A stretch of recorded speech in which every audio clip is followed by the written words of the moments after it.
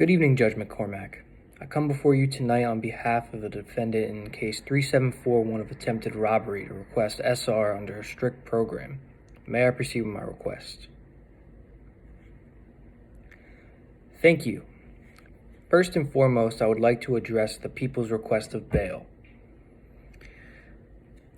The people's request set at $50,000 cash, $75,000 bond, and $75,000 partially secured bond at 10%.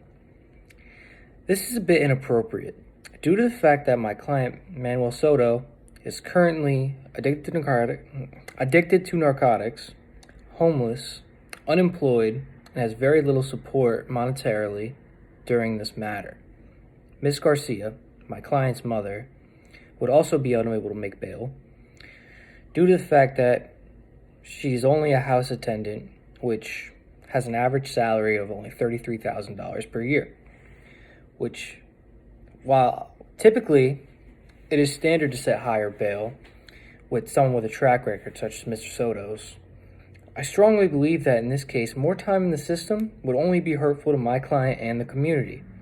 I say this because the system has clearly failed him.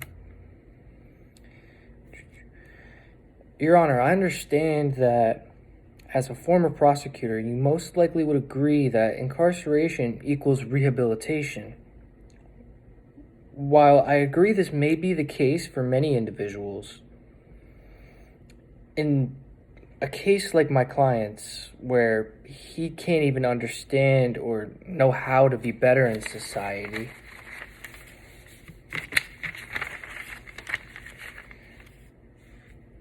more incarceration is only going to continue this cycle. Like I stated earlier, my client's mother is a full-time home attendant. This caused her to not be around as much during very important formative years of my client's life.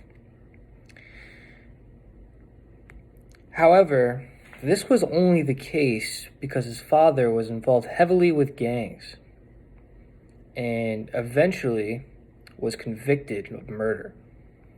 And shortly after he was convicted, he was deported back to the Dominican Republic.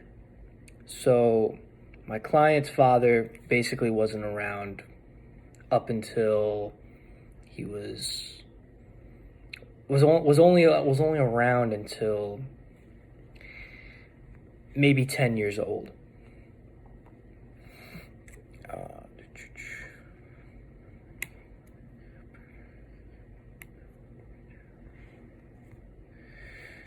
So this pretty much left Mr. Soto with a mother who was barely present and a terrible role model of what a man should be.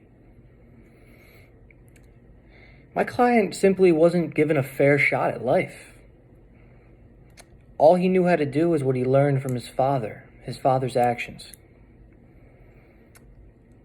Like I stated earlier, I presented you with an updated list of my client's record. As you can see, my client has been in and out of the system since he was 15 years old. More time will only hurt him in the community instead of getting him the help he needs on the outside. More prison time will only make Mr. Soto's condition worse. When he returns from prison, he will continue to offend and attempt to survive on the outside, which will only put the community at more risk. So why not end the cycle here? This is my proposal. Instead of making my client stay in jail while he awaits trial, allow him to be released on SR under the following conditions.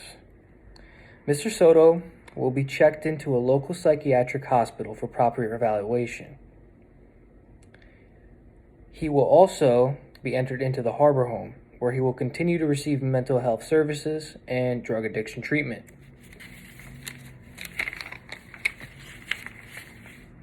Your Honor, I would also like to reassure you that this may not be jail, but my client will not be an active member in the community during this time. While undergoing treatment, My client will not be allowed to either leave or receive any visitors during his treatment. This will be to limit interactions with the community, limit his chances of getting outside substances, and to do everything we can to allow him to get the rehabilitation he needs. Now, I've already contacted both facilities, and they have agreed not only to take in and treat my client, but to also remain in touch with the court with updates regarding his condition and to notify the client and transport the client to any court dates necessary. If you approve, Your Honor,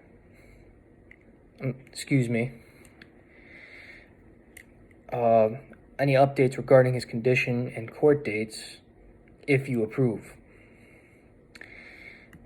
Now, unless I can clarify any other points, Your Honor, that concludes my application. Thank you.